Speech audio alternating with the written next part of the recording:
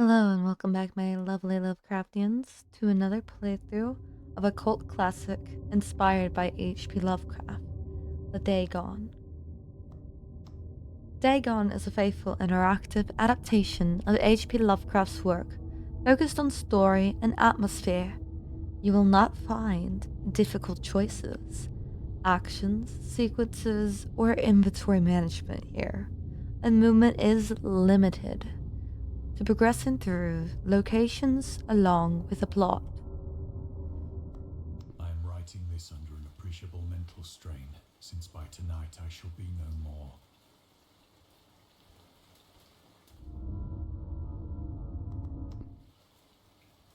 Penniless, and at the end of my supply of the drug which alone makes life endurable, I can bear the torture no longer, and shall cast myself from this garret window into the squalid street below. Do not think from my slavery to morphine that I am a weakling or a degenerate. When you have read these hastily scrawled pages, you may guess, though never fully realize, why it is that I must have forgetfulness or death.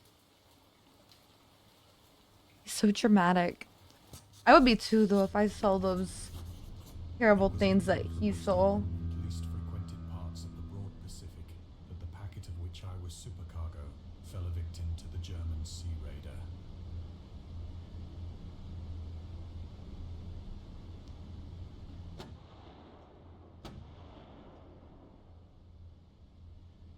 The Great War was then at its very beginning, and the ocean forces of the Hun had not completely sunk to their later degradation. So that our vessel was made a legitimate prize, whilst we of her crew were treated with all the fairness and consideration due us as naval prisoners.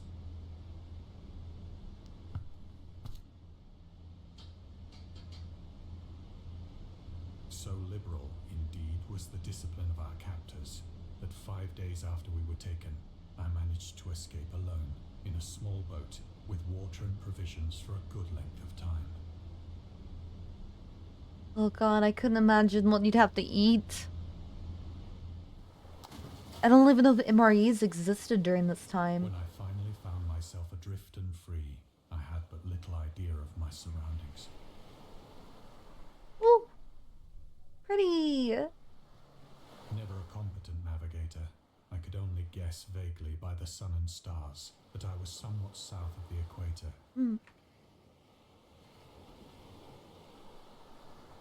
Of the longitude, I knew nothing, and no island or coastline was in sight. Oh god.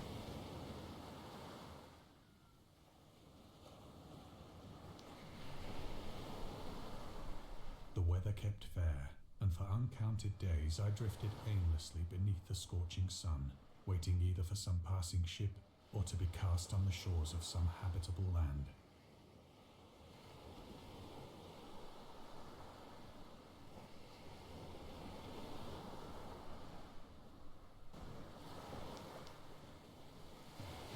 But neither ship nor land appeared, and I began to despair in my solitude upon the heaving vastness of unbroken blue. The change happened whilst I slept.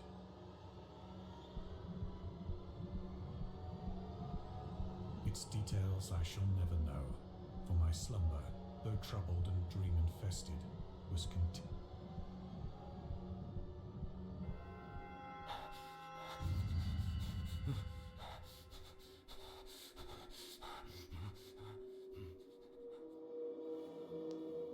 When at last I awoke, it was to discover myself half sucked into a slimy expanse of hellish black mire, which extended about me in monotonous undulations as far as I could see. Actually, this is paradise? And in which my boat lay grounded some distance away. Though one might well imagine that my first sensation would be of wonder at so prodigious and unexpected a transformation of scenery, I was in reality more horrified than astonished. What? It's great. It's For there was in the air, and in the rotting soil, a sinister quality which chilled me to the very core. region was putrid with the carcasses of decaying fish and of other, less describable things which I saw protruding from the nasty mud of the unending plain. Perhaps I should not hope to convey in mere words the unutterable hideousness that can dwell in absolute silence and barren immensity. There was nothing within hearing and nothing in sight save a vast reach of black slime. Yet the very completeness of the stillness and the homogeneity of the landscape oppressed me with a nauseating fear. The sun was blazing down from a sky which seemed to me almost black in its cloudless cruelty, as though reflecting the inky marsh beneath my feet.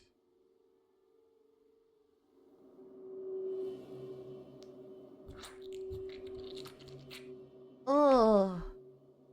As I crawled into the stranded boat, I realized that only one theory could explain my position. Through some unprecedented volcanic upheaval, a portion of the ocean floor must have been thrown to the surface, exposing regions for which innumerable millions of years had lain hidden under unfathomable watery depths. So great was the extent of the new land which had risen beneath me that I could not detect the faintest noise of the surging ocean, straining my ears as I might. Nor were there any seafowl to prey upon the dead things.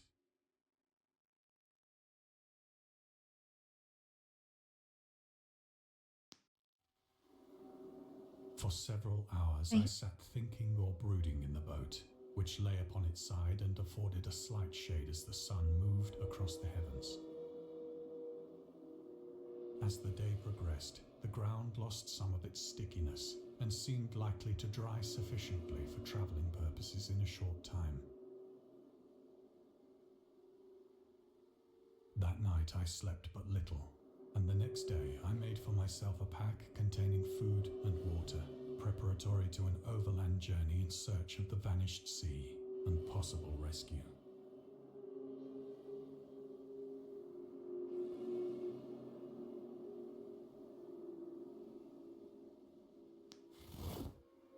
On the third Tentacles, morning, though. I found the soil dry enough to walk upon with ease. The odour of the fish was maddening, but I was too much concerned with graver things to mind so slight an evil, and set out boldly for an unknown goal.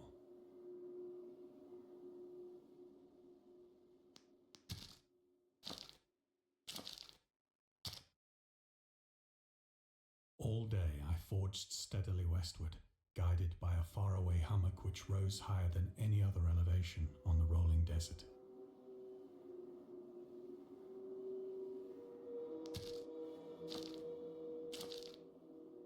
They really nailed the what's it called? The thing that Amy does. I mean, Doobie. The sound stuff. That night I encamped, and on the following day still travelled toward the hummock, though that object seemed scarcely nearer than when I had first espied it.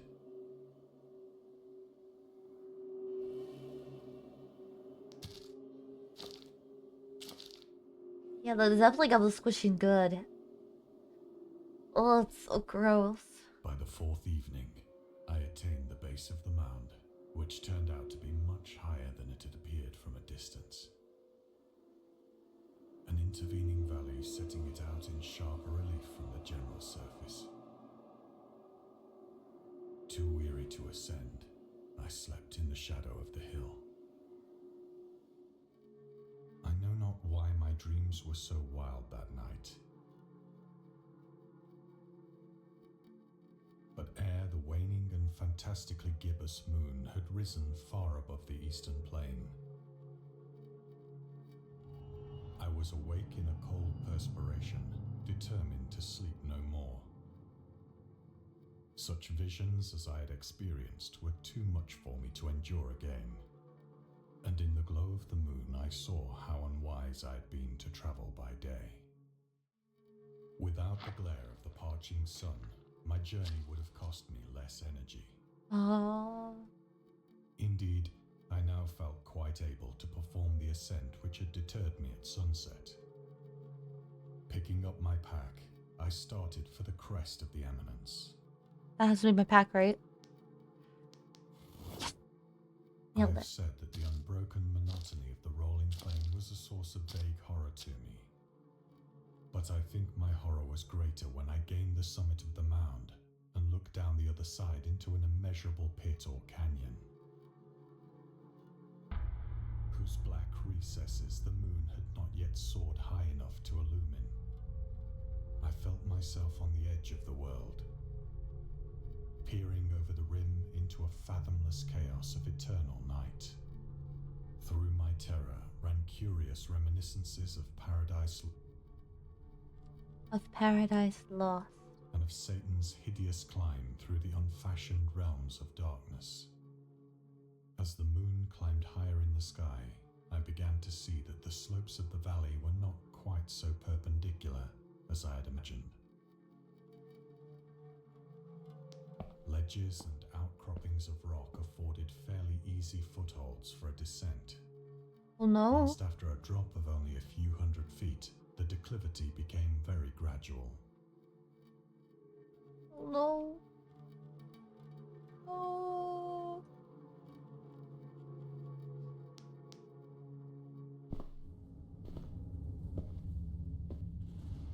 Oh. Urged on by an impulse which I cannot definitely analyze, I scrambled with difficulty down the...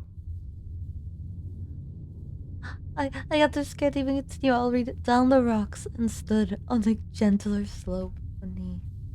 Gazing into the Stygian deeps, where no light had yet penetrated. All at once, my attention was captured by a vast and singular object on the opposite slope, which rose steeply about 100 yards ahead of me. An object that gleamed whitely in the newly bestowed rays of the ascending moon. So pretty.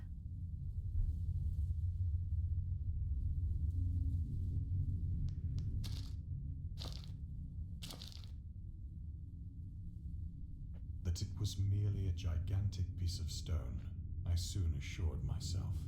An obelisk. But I was conscious of a distinct impression that its contour and position were not altogether the work of nature.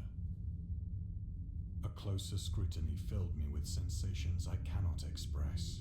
I've read the story, but I feel like I'm gonna get jump scared since this is a game. Like, at this point, I think we're halfway through the story. For despite its enormous magnitude and its position in an abyss which had yawned at the bottom of the sea since the world was young, I perceived beyond a doubt that the strange object was a well-shaped monolith. Oh, I called it an obelisk. I guess it's a monolith. I wonder what the difference between bulk obelisk and had known monolith is. workmanship and perhaps the worship of living and thinking creatures. Dazed and frightened, yet not without a certain thrill of the scientist's or archaeologist's delight, I examined my surroundings more closely.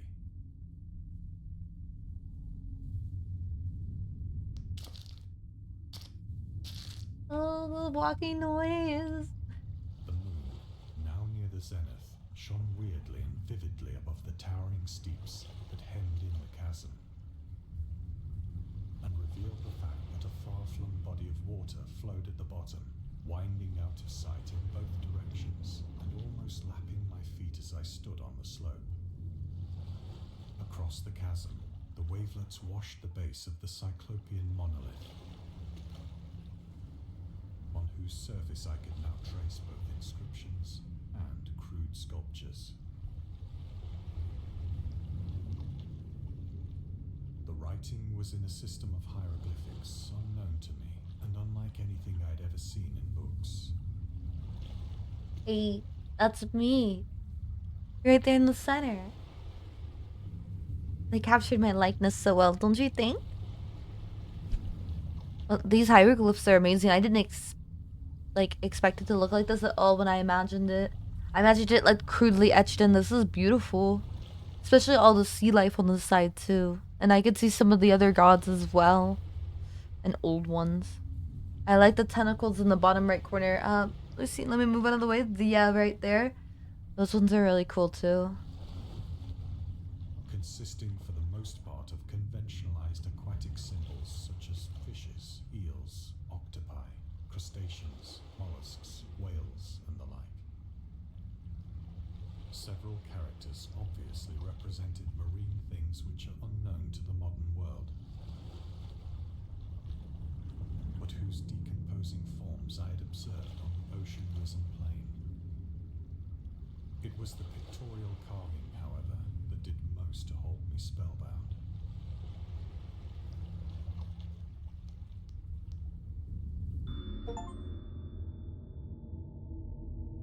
And the first piece of trivia, Dagon contains many themes and storytelling methods that Lovecraft developed in later works, such as telling the story through carvings and the mountain madness in the Nameless City, journals and characters' notes, the shadow out of time, the haunter of the dark, islands emerging from the ocean, the call of Cthulhu, or fiction beings and deities based on real events and mythologies, Migo and the Whispers in Darkness. It also considered the origins of the popular Cthulhu mythos. Some of Lovecraft's other stories also conclude in a manner similar to the Dagon, but let's skip the details in order to not spoil the ending. And those that have already known the ending, stick around. You might see things in a new light. Plainly visible across the intervening water on account of their enormous size were an array of bas-reliefs whose subjects would have excited the envy of a doré. I think that these things were supposed to depict men, at least a certain sort of men. Though the creatures were shown disporting like fishes in the waters of some marine grotto, or paying homage at some monolithic shrine which appeared to be under the waves as well. Of their faces and forms I dare not speak in detail, for the mere remembrance makes me grow faint, grotesque beyond the imagination of a Poe or a Bulwer. They were damnably human in general outline, despite webbed hands and feet, shockingly wide and flabby lips, glassy, bulging eyes, and other features less pleasant to recall. The one on top is probably the most terrifying to me. The one on the far right is cool. Actually, you know what this kind of looks like, now that I think about it, chat? It looks like a metal band cover, or like, you know how there's usually 4 members to a metal band? Yeah. Have been chiseled badly out of proportion with their scenic background. For one of the creatures was shown in the act of killing a whale, represented as but little larger than himself. I remarked, as I say, their grotesqueness and strange size, but in a moment decided that they were merely the imaginary gods of some primitive fishing or seafaring tribe. Some tribe whose last descendant had perished eras before the first ancestor of the Piltdown or Neanderthal man was born. Whatever, you know, lets you sleep at night. Awestruck at this unexpected glimpse into a past beyond the conception of the most daring anthropologist, I stood musing whilst the moon cast queer reflections on the silent channel before me. Then, suddenly, I saw it. So what? A slight churning to mark its rise to the surface, the thing slid into view above the dark waters.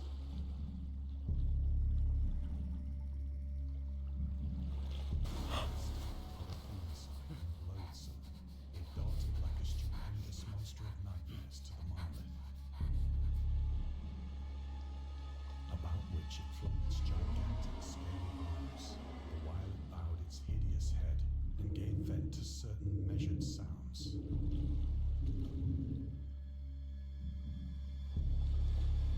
I think I went mad then. Of my frantic ascent of the sloping cliff, and of my Sorry, yeah. Slip and clipped of my delirious dream back. The stranded boat I remember little.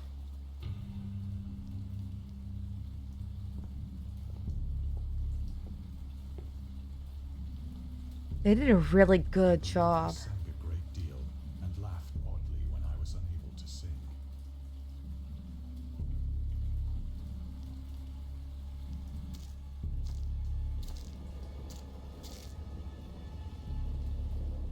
I have indistinct recollections of a great storm sometime after I reached the boat. At any rate,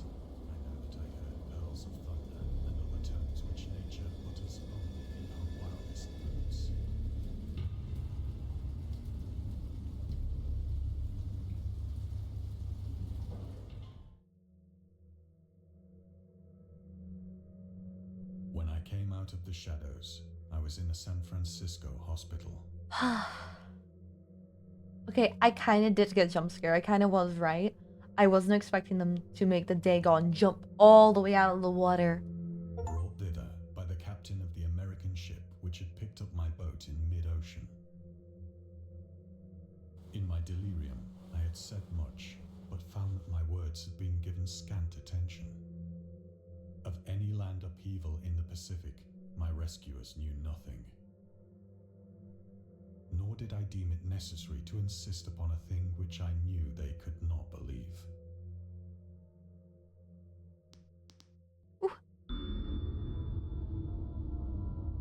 The journalist Lovecraft was a prominent figure in the world of amateur journalism in 1915.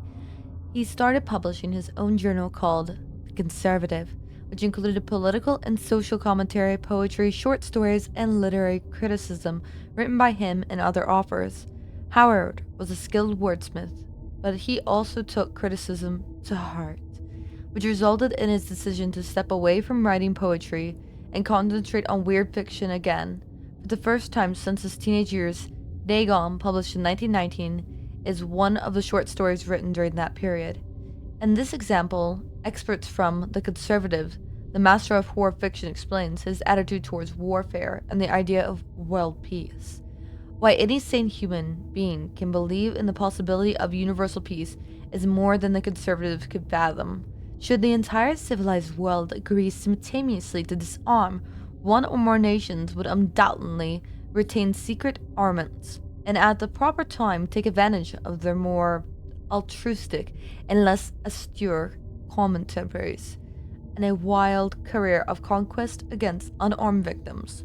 No country is or ever can be above warfare until the basic impulse of the human animal shall have miraculously changed. Never really thought about it that way. I just thought of Dagon as like an adventure story, really. Just seeing something you're not supposed to, knowing something you're not supposed to, and having to live and die by that secret. I feel like it really, to me, captures humanity's desire to understand something that they can't understand, which I guess understanding peace and war is on that grasp of that narrow concept. Once I sought out a celebrated ethnologist and amused him with peculiar questions regarding the ancient Philistine legend of Dagon, the fish god. Oh. Ah. That was nice. Dagon, or Dagan, was the main deity of the Philistines, worshipped throughout the Middle East as the ancient god of fertility and crops. In Hebrew, the word Dagan was a common noun for grain. The rulers of Akkad, Mesopotamia, chose him as the patron saint of their war conquest. He also appears as a judge of the dead in the Addisonian poem and an underworld prison wanderer in one of the Babylonian texts. He is often mistakenly taken for a fish god due to the wrong interpretations of his name, as in Hebrew, the word dag means fish. In H P Lovecraft works, Dagon is an underwater deity ruled over the deep ones, a humanoid race with fish traits that reside in the oceans. He is worshipped by a secret cult called the Estronic Order of Dagon. Well, that makes a lot more sense why Dagon War, because of Dagan. I honestly didn't know that before playing this game, and I've read over this story before.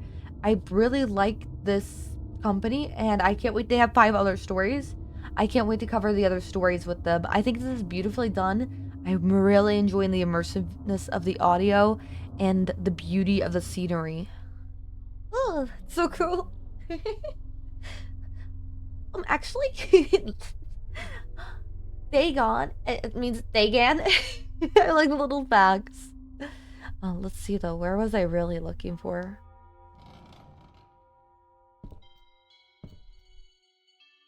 But soon perceiving that he was hopelessly conventional, I did not press my inquiries. Ooh, another one. August Derleth and the Cthulhu Mythos. August Derleth was an American writer and anthropologist. He also befriended Lovecraft and published many of his works through his company Arkham House. Although he greatly contributed to the popularization of the author's works after his death, he is surrounded by numerous controversies. One of the most questionable decisions involved introducing the good versus evil doctrine. The laird was a devout Catholic to the Cthulhu mythos, which contrasted with Lovecraft's view of the world and his approach to cosmic horrors. As a result, the author's works are often misunderstood and misrepresented in today's culture. And it's also worth noting that Lovecraft was never really interested in creating a mythology, and the term Cthulhu mythos was coined by Derleth after the author left the mortal plane.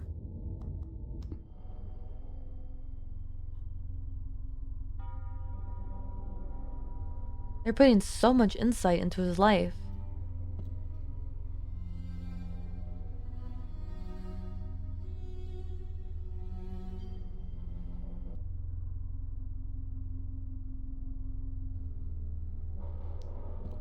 I feel like I missed something back over there. It is at night, especially when the moon is gibbous and waning, that I see the thing. I tried morphine, but the drug has given only transient surcease and has drawn me into its clutches as a hopeless slave. So now I am to end it all, having written a full account for the information or the contemptuous amusement of my fellow men. No! Often I ask myself if it could not all have been a pure phantasm, a mere freak of fever as I lay sun-stricken and raving in the open boat after my escape from the German man of war. This I ask myself, but ever does there come before me a hideously vivid vision in reply. I cannot think of the deep sea without shuddering at the nameless things that may at this very moment be crawling and floundering on its slimy bed, worshipping their ancient stone idols and carving their own detestable likenesses on submarine obelisks of water-soaked granite. I dream of a day when they may rise above the billows to drag down into their reeking talons the remnants of puny, war-exhausted mankind. Of a day when the land shall sink and the dark ocean shall ascend amidst universal pandemonium.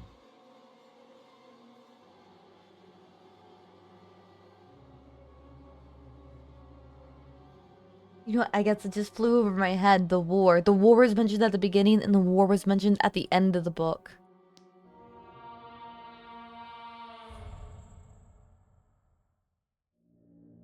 The end is near. I hear a noise at the door, as of some immense slippery body lumbering against it. It shall not find me.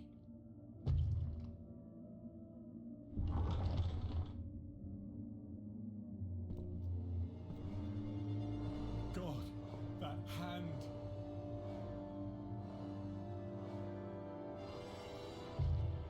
The window! The window! What if I just stay here? I mean, there's a bed right there.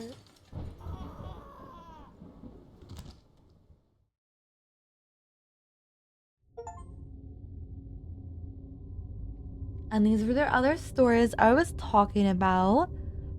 That was simply amazing. I am honestly speechless. My lovely Lovecraftians, what do you think the Dagon truly is? What theories do you have? I love to hear them. Feel free to leave them in the comments below. And as well, check out my reading of the Dagon in our uploaded VODs. Until next time, my lovely Lovecraftians. Bye-bye.